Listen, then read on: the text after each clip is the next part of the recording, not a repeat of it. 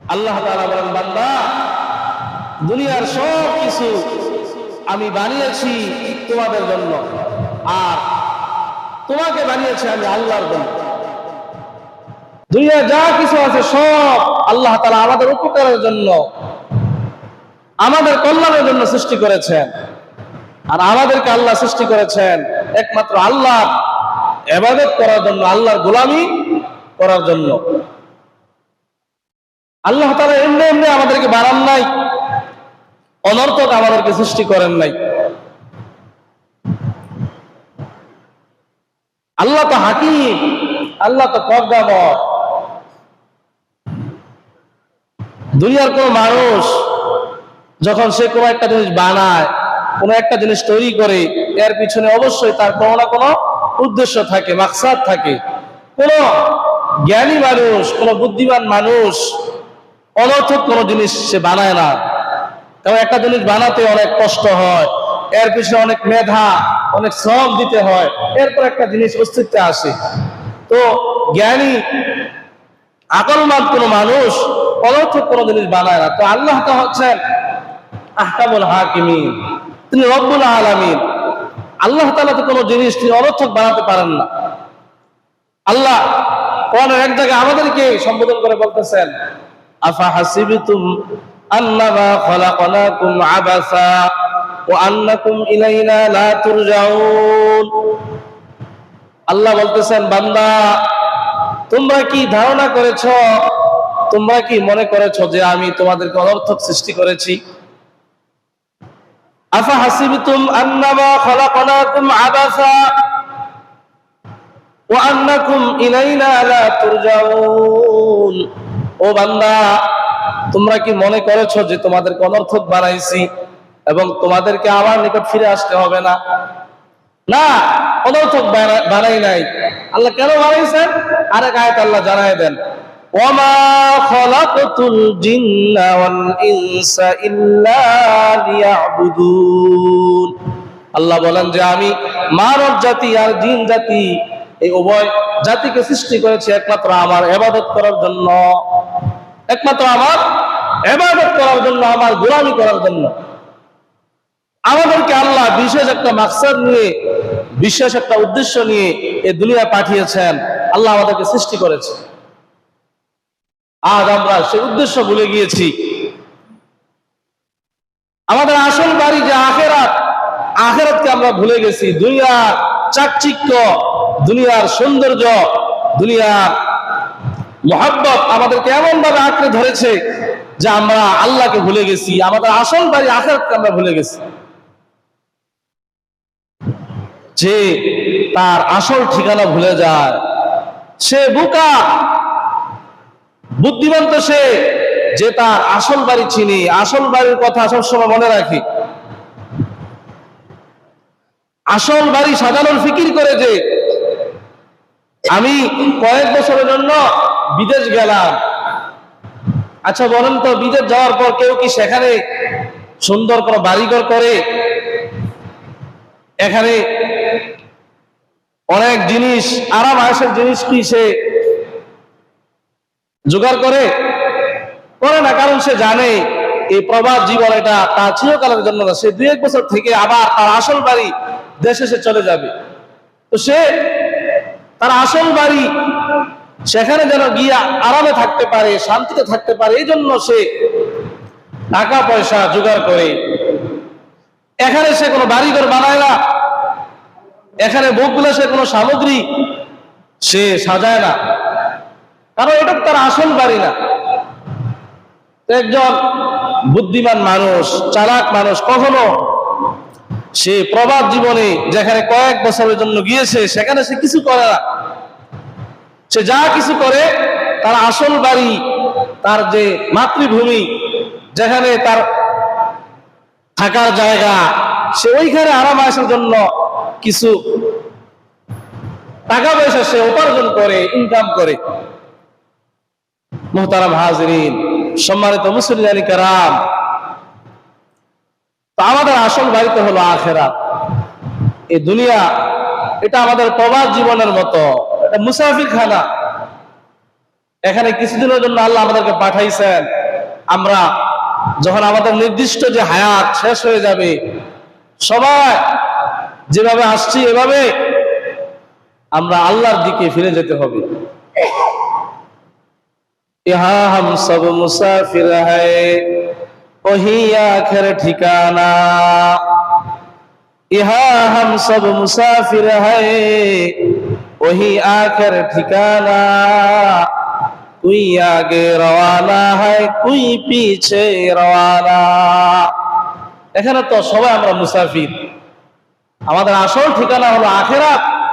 সেখানে সবাইকে যেতে হবে, কেউ আগে যাবে আর কেউ পরে যাবে। এখানে আসার সিরিয়াল আছে কিন্তু যাওয়ার কোনো সিরিয়াল নাই। বাবার আগে সন্তান চলে যেতে পারে, দাদার আগে নাতি চলে যেতে পারে। একদিন সবাইকে এই দুনিয়ার মায়া ছেড়ে পরপারের দিকে পাড়ি জমাতে হবে।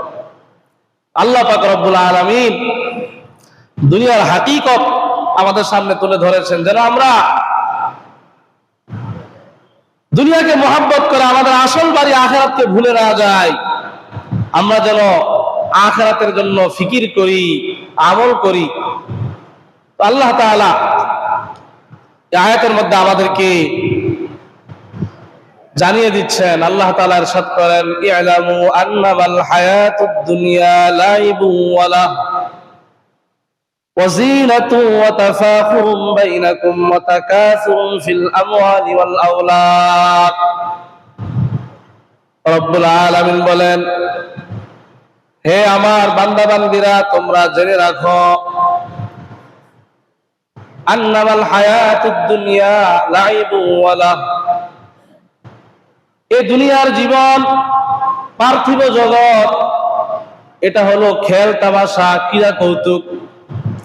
লাইবুন ওয়া লাহউন, দুনিয়ার জীবনটা হলো খেল তামাশা, দুনিয়ার জীবনটা হলো ক্রীড়া কৌতুক। ওয়াজিনা, এবং দুনিয়ার জীবনটা হলো সাজসজ্জা, রং তামাশা করা। ওয়া তাফাখুরুন ফিল আমওয়ালি ওয়াল আওলাদ, এবং এই দুনিয়ার জীবন হলো টাকা পয়সা, বাড়ি গাড়ি, অর্থ সম্পদ, সন্তান সন্ততি নিয়ে গর্ববোধ করা। এটাই হলো দুনিয়া, এটাই হলো দুনিয়ার হাকিকত, এটাই হলো দুনিয়ার বাস্তবতা। ওয়া তাফাখুরুন ফিল আমওয়ালি ওয়াল আওলাদ, দুনিয়ার জীবন এটা হলো খেল তামাশা, ক্রীড়া কৌতুক, সাজসজ্জা এবং ধন সম্পদ নিয়ে পরস্পরের মধ্যে আত্মগৌরব করা, ফখর করা, এটাই হলো দুনিয়া। আল্লাহ তাআলা দুনিয়ার জীবনটাকে আল্লাহ চারটা ভাগে ভাগ করলেন। এই দুনিয়ার জীবনের চারটা ধাপ, চারটা স্তর। আমাদের প্রত্যেকে এই চারটা স্তর, চারটা ধাপ অতিক্রম করতে হয়। প্রথম ধাপ হলো শৈশবকাল, শিশুকাল। যারা শিশু,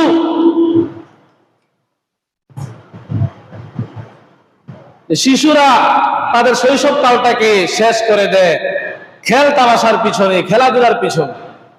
শিশুকাল মানে কয়েকজন মিলে মালাটোলা খেলা, কত রকমের খেল তামাশা, এভাবে খেল তামাশা করে শিশুরা তাদের শৈশবকালটাকে শেষ করে দেয়। এরপর আসে বাল্যকাল, যখন বালক হয়, 15-16 বছর বয়স হয়। ওই সময়ে, ওই মুহূর্তে সে তার জীবনটাকে ব্যয় করে বিভিন্ন আমোদ প্রমোদ,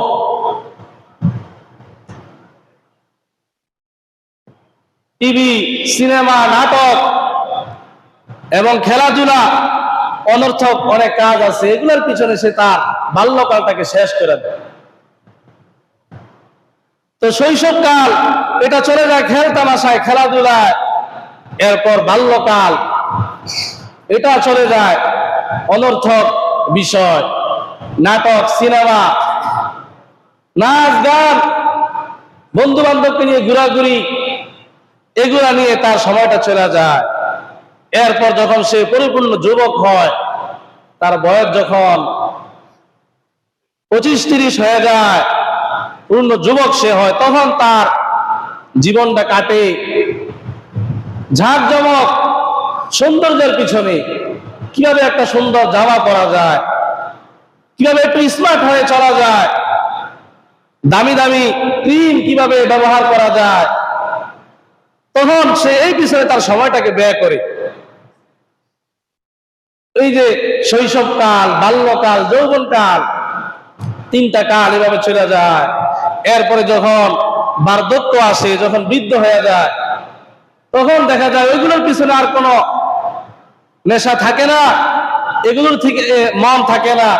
তখন মনোযোগ চলে যায় দুনিয়ার প্রতি, কিভাবে টাকা পয়সা বেশি ইনকাম করা যায়, টাকা পয়সার পিছনে, এরকম দুনিয়ার প্রভাব প্রতিপত্তি, ক্ষমতা, সন্তান সন্ততি, এগুলো নিয়ে গর্ববোধ করা, এর পিছনে সে তার বার্ধক্যকালটাকে শেষ করে দেয়। তো আল্লাহ তাআলা এটাই হলো দুনিয়া। ইয়ালামু আন্নামাল হায়াতুদ দুনিয়া লাইবু ওয়া লাহু ওয়া যিনাতুন ওয়া তাফাখুরুম বাইনাকুম ওয়া তাকাসুরুম ফিল আমওয়ালি ওয়াল আওলাদ। আল্লাহ পাক রব্বুল আলামিন এই দুনিয়ার জীবনটাকে 4টা ভাগে ভাগ করলেন। আল্লাহ বলেন যে বান্দা, দুনিয়ার যে 4টা ভাগ আছে, 4টা স্তর আছে, যে মানুষ এক একটা স্তর সে এক একটা জিনিসের পিছনে ব্যয় করে দেয়। শৈশবকাল খেলাধুলা, খেল তামাশার পিছনে সে শেষ করে দেয়। এরপর যখন বাল্যকাল আসে, বাল্যকালে সে নাটক, সিনেমা, এখন যে মোবাইল বের হয়েছে, মোবাইল, ফেসবুক, ইউটিউব ইত্যাদি আরো অনেক জিনিসের পিছনে সে তার জীবনটাকে শেষ করে দেয়। যৌবনকাল যখন আসে, যৌবনকালে ছেলে মেয়ের পিছনে দৌড়ায়, মেয়ে ছেলের পিছনে দৌড়ায়, সাজসজ্জা, ঝাঁকজমক, চাকচিক্যের পিছনে সে তার জীবনটাকে শেষ করে দেয়। এরপরে যখন বার্ধক্য আসে, মানুষ কিভাবে আরো সম্পদ কামাবে, কিভাবে আরো টাকা পয়সার মালিক হবে, কিভাবে আরো একটা বাড়ির মালিক হবে, আরো একটা গাড়ির মালিক হবে, এই চিন্তা ফিকির তাকে চতুর্দিক থেকে গ্রাস করে নেয়। এভাবে দেখা যায় দুনিয়ার জীবনটা শেষ হয়ে যায়। আল্লাহ পাক রব্বুল আলামিন বলেন, এই যে মূল্যবান হায়াত মানুষ এভাবে শেষ করে দেয়, এই দুনিয়ার জীবন এটা খেল তামাশা ছাড়া আর কিছুই না, এটা তো হলো খেল তামাশা মাত্র। আল্লাহ তাআলা শেষে দিয়ে একসাথে বলছেন যে দুনিয়ার হাকিকত কি, ওয়ামাল হায়াতুদ দুনিয়া ইল্লা মাতাউল গুরুর। দুনিয়ার জীবন খেল তামাশা ছাড়া আর কিছু না। আল্লাহ পাক রব্বুল আলামিন এই দুনিয়ার জীবনের সুন্দর একটা উদাহরণ তিনি পেশ করেছেন। আল্লাহ তাআলা বলেন, কামাসালি গাইসিন আজাবাল কুফার নাবাতু সুম্মা ইয়াহিজু ফাতারাহু মুসফাররান সুম্মা ইয়াকুনু হুতামা। রব্বুল আলামিন বলেন, দুনিয়ার জীবনটা কেমন? দুনিয়ার জীবন তো হলো ওই শস্যের মতো, যখন মানুষ জমিনের মধ্যে ধান গাছ লাগায়, যখন এটা চারা হয়, এই চারাটা হলো এই ফসলের শিশুকাল। এভাবে ধান গাছ চারা থেকে আস্তে আস্তে এই ফসলের যৌবনকাল আসে, তখন ফসলি জমিন সবুজ শ্যামল হয়, কত সুন্দর দেখা যায়। এরপরে একবারে সর্বশেষ সময় যখন জমিনের মধ্যে ধান আসে, ফসল আসে, তখন সোনালী ফসল হয়, কত সুন্দর দেখা যায়। জমিন প্রথমে চারা হইলো, এরপরে তার যৌবনকাল আসলো, সবুজ শ্যামল হলো, এরপরে তার মধ্যে ধান আসলো, সোনালী ফসল হলো। এরপরে কি আল্লাহ বলে যখন এমন অবস্থায় পৌঁছে তখন কৃষক সে দেখে আনন্দিত হয়, তার মন খুশি হয়ে যায়। এরপরে এই ধান কেটে যখন বাড়িতে নিয়ে আসে তখন দেখা যায় যে এই ধান গাছ থেকে ধানগুলো আলাদা হয়ে একদিকে চলে যায়, আরেক দিকে খড়কুটাগুলো চলে যায়। কিছু ধান হয়ে এগুলো আগুনে পুড়ে, আর কিছু খড়কুটা হয়ে এগুলো গরু ছাগলের পেটে চলে যায়। এই যে ফসল, এক সময় এটা চারা ছিল, এরপর আস্তে আস্তে এটা আরো বড় হয়েছে, সবুজ শ্যামল হয়েছে, এরপর কত সুন্দর ধান হয়ে পাকছে। কৃষক এটা দেখে তার মন ভরে গেছে, কত খুশি হয়েছে।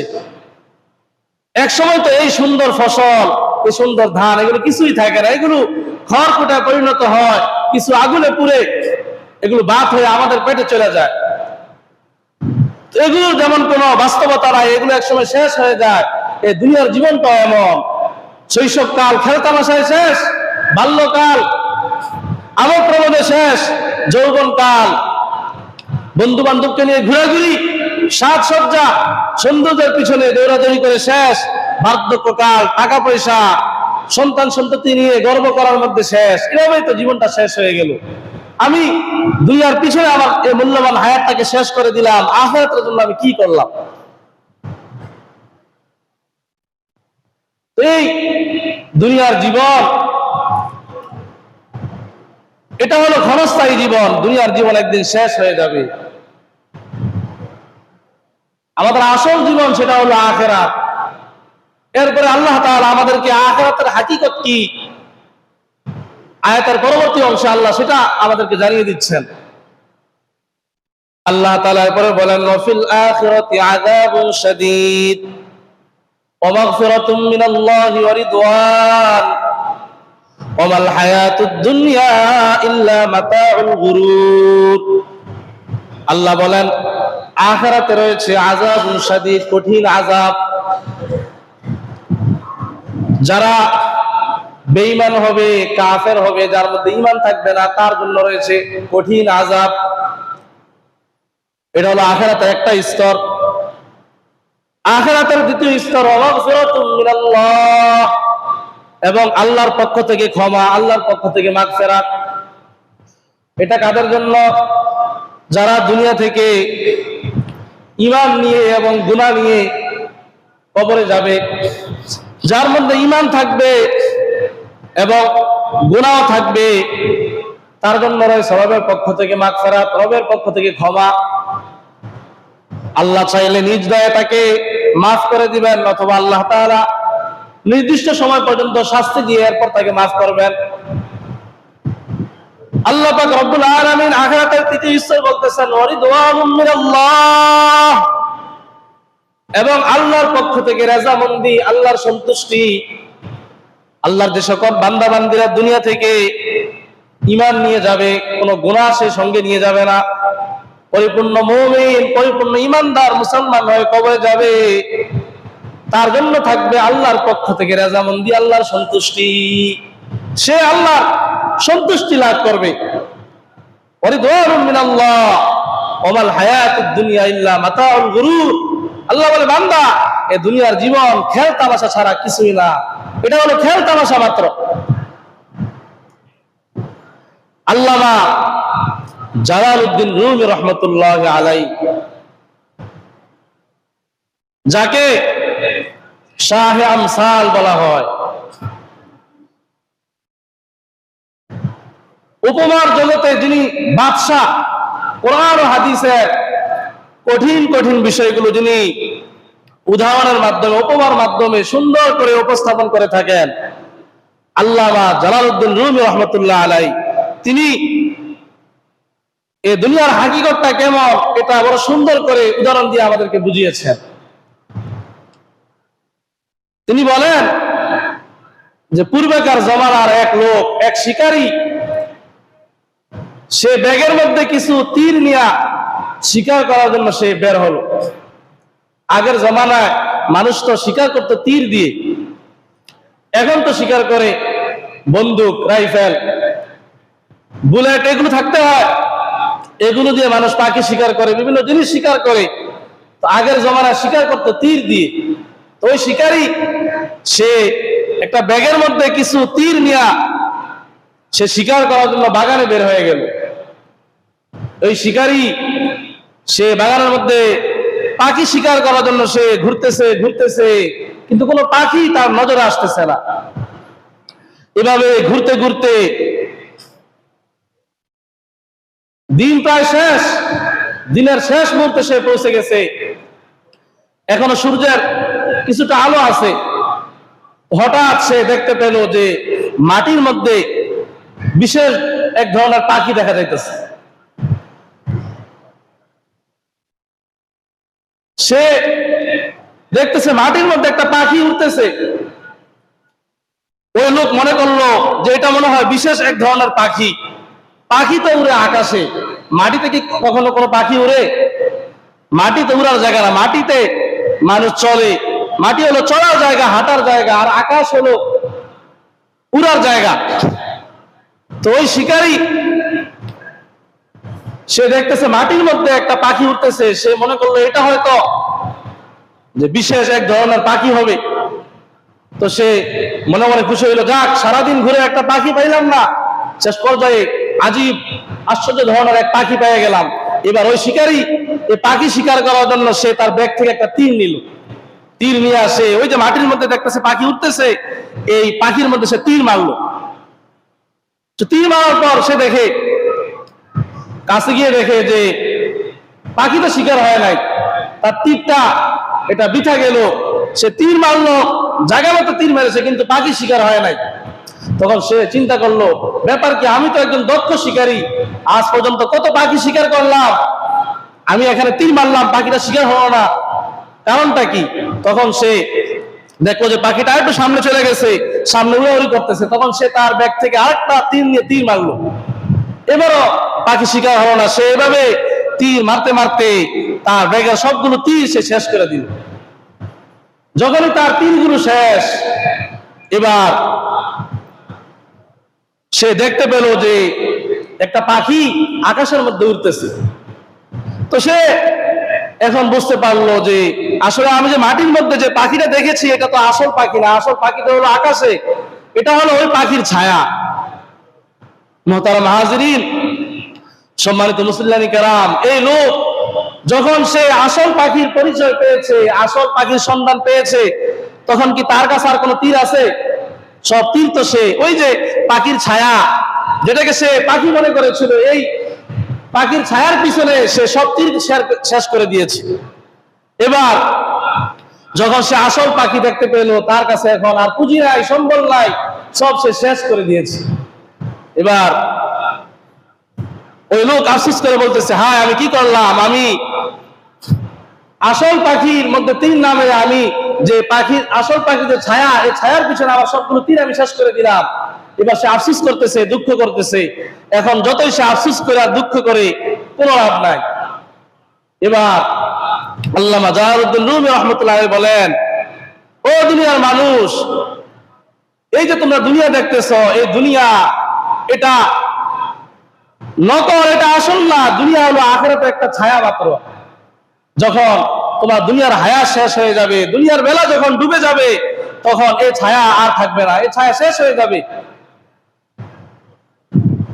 তো যখন আমরা মৃত্যুর দ্বার প্রান্তে পৌঁছে যাব, তখন আমরা সকলে বুঝতে পারবো যে আসলে দুনিয়াটা এটা হলো ধোঁকা। যেভাবে আমরা যখন বালক হয়ে যাই, যুবক হয়ে যাই, শিশুকালের কথাগুলো মনে পড়লে আমাদের হাসি আসে। আরে শিশুকাল, মারাটোরা খেলে, এই দৌড়াদৌড়ি করে এই মূল্যবান সময়টাকে শেষ করে দিছি। এখন যদি আপনাকে কেউ এগুলো এনে দেয়, আপনি কখনো খেলার জন্য রাজি হবেন না। শিশুকালের কথাগুলো মনে হলে হাসি আসে যে কি করলাম শিশুকালে, কি করে জীবনটা শেষ করে দিলাম। তো মৃত্যুর আগ মুহূর্তে মানুষ বুঝতে পারে যে সে কি জান্নাতি হবে না সে জাহান্নামী হবে, তার পরিণাম কি হবে। কারণ যে জান্নাতি হয় সে মৃত্যুর আগে সে জান্নাতের ফেরেশতা দেখতে পায়, আর যে জাহান্নামী হয় সে মৃত্যুর আগে জাহান্নামের ফেরেশতা, আযাবের ফেরেশতাকে সে দেখতে পায়। তখন দেখার পর বুঝতে পারবে যে দুনিয়ার জীবনটা তো আমি শেষ করে দিলাম, আমার পুঁজি তো শেষ, আমার সম্বল তো সব শেষ, এই তো আখিরাত আমার সামনে, আমি তো আখিরাতের জন্য কিছুই করলাম না। তখন আমি যতই আফসোস করি, যতই আমি চিন্তা করি, তখন কোনো লাভ হবে না, আমার পুঁজি তো আমি শেষ করে দিছি। মুহতারাম হাজরিন, এখনো সময় আছে। আমাদের মূল্যবান হায়াত, এটাই হলো আমাদের পুঁজি, এটাই হলো আমাদের আখিরাতের তীর।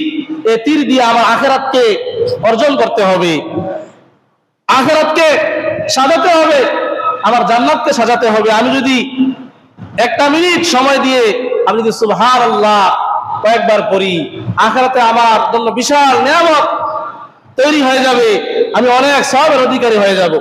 আমি যদি 20 মিনিট 30 মিনিট নামাজের পিছনে ব্যয় করি, আখিরাতে আমার অনেক কিছু আমার জন্য অর্জিত হয়ে যাবে, অনেক নিয়ামত আমার লাভ হয়ে যাবে।